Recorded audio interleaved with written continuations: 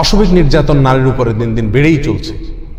অনেক ভাই জানতে চান যে ধর্ষণের সাজা কোরআন এবং সুন্নায় কি বলা আছে, ইসলামে কি বলা আছে।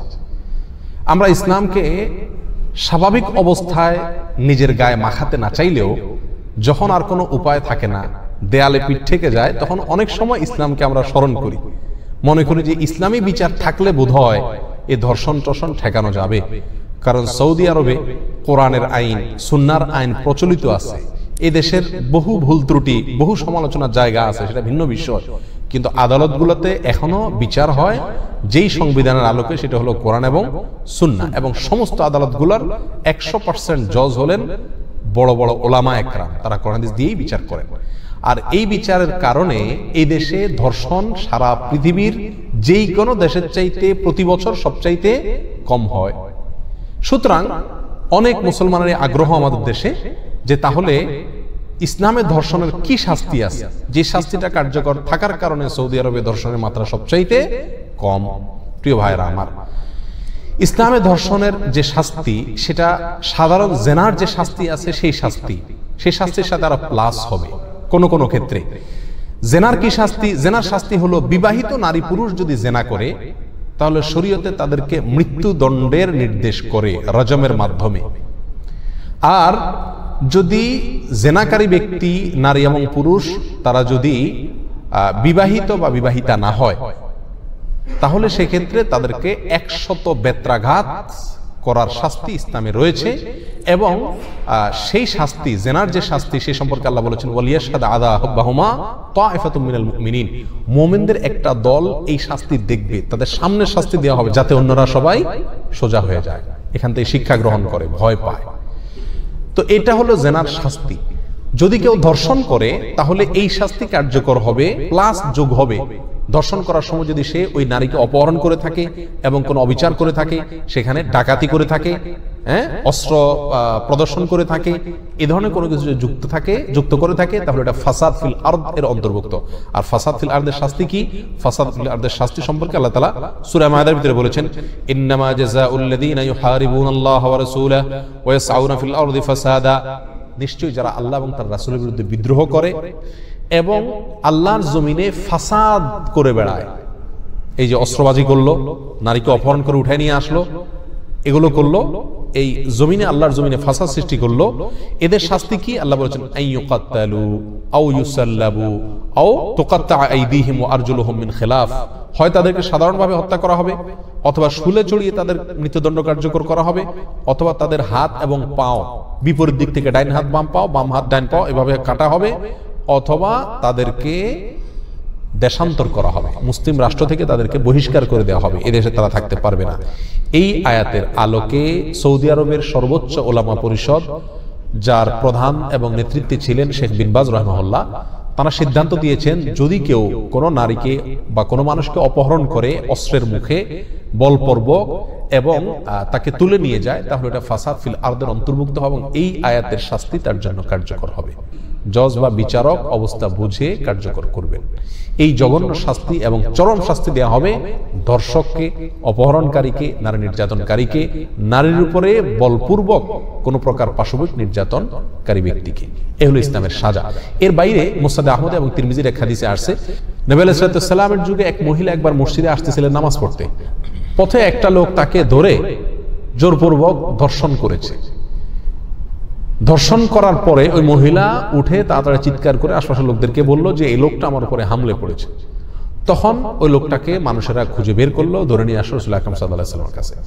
তখন রাসূল আকরাম সাল্লাল্লাহু আলাইহি ওয়াসাল্লাম ওই ব্যক্তি যেহেতু বিবাহিত, নির্দেশ দিলেন যে তাকে ধর্ষণ শাস্তি হলো তাকে পাথর মেরে মৃত্যু পর্যন্ত পাথর মারতে থাকো, অর্থাৎ রজমের মাধ্যমে তার মৃত্যুদণ্ড কার্যকর করো। লোকটা কিন্তু নবী আলাইহিস সালামের কাছে তাকে পাকড়াও করে আনার পরে সে কিন্তু তওবা করছে, মনে মনে খুব লজ্জিত হয়েছে, আল্লাহর কাছে মাফ চাইছে। এমন তওবা করা করছে যে নবী আলাইহিস সালাম বলেছেন তার তওবা যদি গোটা মদিনা মানুষের মধ্যে ভাগ করে দেওয়া হয় তো সবার গুনাহ মাফ হয়ে যাবে। এরকম তওবা করা করছে সে আল্লাহর কাছে, এরকম মাফ চাইছে মনে মনে এবং আল্লাহ মাফ করছেন হয়তো, কারণ এরকম তওবা হয়েছে তার। তাহলে এরকম মাপের তওবা করার পরেও নবী আলাইহিস সালাম তার শাস্তি কার্যকর করতে ছাড়েন নাই, মৃত্যুদণ্ড ঠিক কার্যকর করেছে। কেন? কারণ সে ধর্ষণ করছে। এই হলো ধর্ষণের শাস্তির সময়তে ভাই বন্ধুগণ। তবে হাদিসে আসছে নবী আলাইহিস সালাম ওই যেই মহিলার সাথে জেনা করা হয়েছে ওই মহিলাকে ছেড়ে দিয়েছেন, কারণ তার কোনো অপরাধ নাই। অতএব ধর্ষণকারী ব্যক্তি তার শাস্তি ইসলামের চরম শাস্তি, এই শাস্তি যদি কার্যকর করা হয় তাহলে ইনশাআল্লাহ ধর্ষণের মাত্রা অনেকখানি কমে যাবে। আপনারা জানেন সবচেয়ে কঠিন শাস্তি। এবং বিবাহিতরা যদি পরকিয়া করে, হারাম সম্পর্কে লিপ্ত হয়, তার শাস্তি ইসলামে বিচারিকভাবে এটা যে সে যেখানে সেখানে বাস্তবায়ন শুরু করবে না। আমাদের দেশে দেখবেন যেখানে সেখানে এটা বাস্তবায়ন হয়, অনেক গ্রামে মাতবররা শুরু করে দেয়। এটা বিচারিকভাবে যথাযথ নিয়মে বাস্তবায়িত হবে।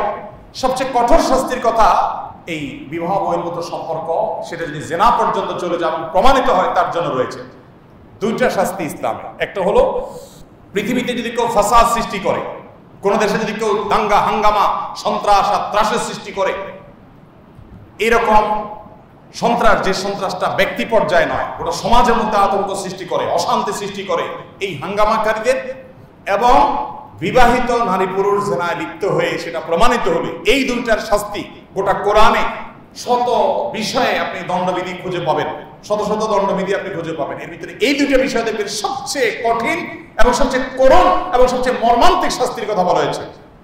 বিবাহিত নারী পুরুষ জেনা করে প্রমাণিত হলে পাথর মেরে মৃত্যু নিশ্চিত করতে বলা হয়েছে। সাধারণভাবে না যে তার শুধুমাত্র শির পুড়িয়ে দাও, ফাঁসিতে ঝুলি মেরে ফেলো, নো, তিল তিল করে তাকে হত্যা করার কথা বলা হয়েছে।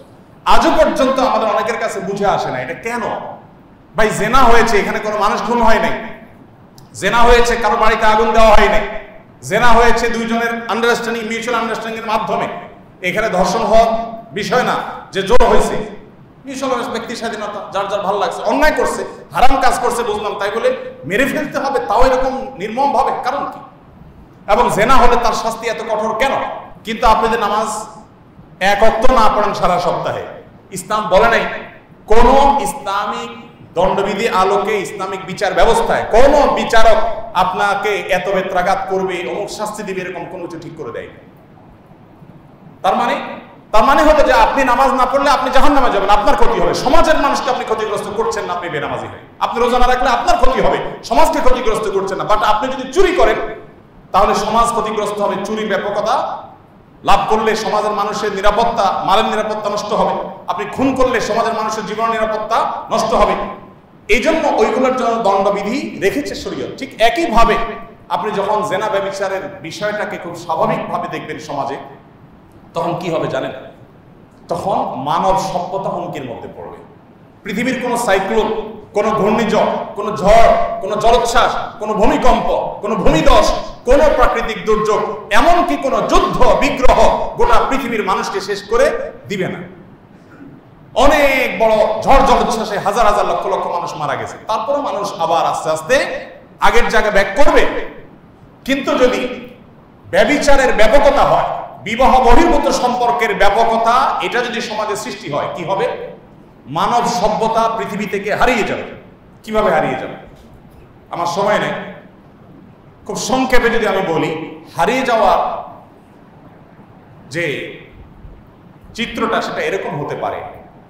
আমি এর আগে বারবার বলেছি, আপনারা যদি চায়নার দিকে তাকান, আমি নিজে কয়েক দফা বাংলাদেশের প্রথম সারির একটা টেলিভিশন চ্যানেলের একটা রিপোর্ট দেখেছি ইটালির কথা, আরো নির্দিষ্ট করে অনেক দেশের নাম বলতে পারবো, সেটা আমি আর লম্বা করতে চাচ্ছি না। এসব দেশগুলোতে সরকার সবসময় প্রণোদনা দিয়ে মানুষের জন্মের হার কোনোভাবেই স্বাভাবিক করতে পারছে না, এবং যে পরিমাণ তাদের কাজের লোক দরকার একটা দেশ চলার জন্য, সে পরিমাণ কাজের লোক নাই, মানুষের জন্ম হচ্ছে না। আমি কি বোঝাতে পেরেছি? চায়নার মতো দেশ, এত মানুষ, সেখানে উন্নত অনেক দেশ আছে, সেখানে এখন সন্তান জন্ম দিলে বাবাকে গিফট, মাকে গিফট, সন্তানকে গিফট, প্রণোদনা, টাকা পয়সা কি চাই সব দিবে, তাও সন্তান জন্ম দাও। বাট সন্তান জন্ম হচ্ছে না। কারণ কি জানা?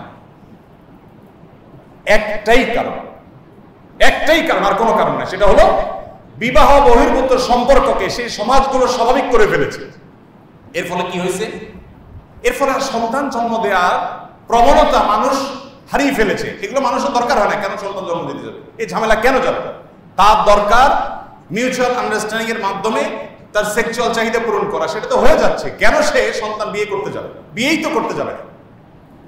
যে যার সাথে যখন ইচ্ছা তখন ডেটিং করতেছে, লাইফ পার্টনার চেঞ্জ করতেছে, দরকার হচ্ছে না। আপনি এর বিপরীতে মুসলমান সমাজ দেখেন, সারা পৃথিবীতে এই সমস্যাটা বড় কোনো পর্যায়ে নেই। আমাদের বাংলাদেশে জন্মের হার কমতে কমতে এমন একটা পর্যায়ে আসছে, প্রেডিকশন আপনারা অনেকে জানেন, অনলাইনে খুঁজতে পাবেন, যে ভবিষ্যৎবাণী বলছে যে এই হার যদি চলতে থাকে তো আর কয়েক যুগ পরে ঢাকা শহরে ফ্ল্যাট ভাড়া নেওয়ার মতো পরিবার, ফ্যামিলি আপনি খুঁজে পাবেন না, খালি থাকবে। অলরেডি কমছে, সেটা আরো যেখানে গিয়ে থামবে। তো আমরা এখনো তাদের ছেলে বহুগুণ ভালো আছি, বাট আমরা আস্তে আস্তে ওদিকে যাচ্ছি, কারণ আমরা পশ্চিমাদের ভালো গুণগুলো নেই না। তাদের কুকুর যদি রাস্তায় পায়খানা করে, তারা গাড়ি থেকে টিস্যু নিয়ে সেটা তুলে নিয়ে ডাস্টবিনে ফেলে, আমরা তাদের ভালো গুণটা নেই। আমরা তাদের যত খারাপ গুণ আছে, আমাদের মিডিয়াগুলো দেখবেন, ওদের দেশের বেহায়াপনাকে এখানে আমদানি করবে, ওদের দেশের অশ্লীলতাকে এখানে আমদানি করবে, ওদের দেশের পরকীয়কে এখানে আমদানি করবে, ওদের নাটক সিনেমাকে এখানে আমদানি করবে, ওদের ভালো গুণগুলোকে এখানে আমদানি করবে। সময় তো উপস্থিত, মানব সভ্যতা হারিয়ে যেতে পারে, কারণ আস্তে আস্তে যে মানুষ জন্মের হার যখন এভাবে কমতে থাকবে এবং মানুষ বিবাহ থেকে সরে যাবে, বিবাহের দরকার কি আর, বিবাহ করবে না। বিবাহ তো ঝামেলা, হ্যাসেল, টাকা পয়সা, কমিটমেন্ট, এটা বিশাল ব্যাপার। আপনারা জানেন যে উন্নত দেশগুলোতে অনেক দেশে আইন আছে যে আপনি বিবাহ যদি একবার করছেন তো এমন ফাঁসায় ফাঁসবেন যে এরপর আপনি তালাকও দিতে পারবেন না। ওই ভদ্রমহিলা টর্চার করবে, সহ্য করে যেতে হবে, কারণ তালাক দিলে আপনার অ্যাসেটে অর্ধেক দিয়ে দিতে হবে তাকে। আছে না অনেক দেশে আইন, এ ভয় বিয়েও করে না। ইসলাম এত সুন্দর জীবন ব্যবস্থা যে না, আপনি বিয়ে যেমন করবেন উৎসাহ দেয় ইসলাম, যদি আপনার অসহনীয় পর্যায়ে আপনি চাইলে বিচ্ছেদও যেতে পারেন, তাহলে সম্পদের অর্ধেক দিয়ে দিতে হবে না, তবে হ্যাঁ তার প্রাপ্য যেটা সেটা ঠিকই বুঝিয়ে দিবেন। আল্লাহ তাআলা আমাদের সবাইকে এই ভয়াবহতা উপলব্ধি করার তৌফিক দান করুন। এই ভয়াবহ ব্যাধি থেকে আমাদের সমাজকে আল্লাহ তাআলা রক্ষা করুন। আমাদের দ্বীনি চর্চা বাড়াতে হবে, অশ্লীলতা থেকে নিজেদেরকে সরাতে হবে, চোখগুলোকে নিয়ন্ত্রণ করা, আত্মনিয়ন্ত্রণ করা শিখতে হবে এবং গোটা সমাজকে বাঁচানোর চেষ্টা করতে হবে। আল্লাহ তাআলা আমাদের সবাইকে এই ভয়াবহ ব্যাধির ব্যাপক ক্ষয়ক্ষতিগুলো অনুধাবন করে সেখান থেকে বাঁচার তৌফিক দান করুন।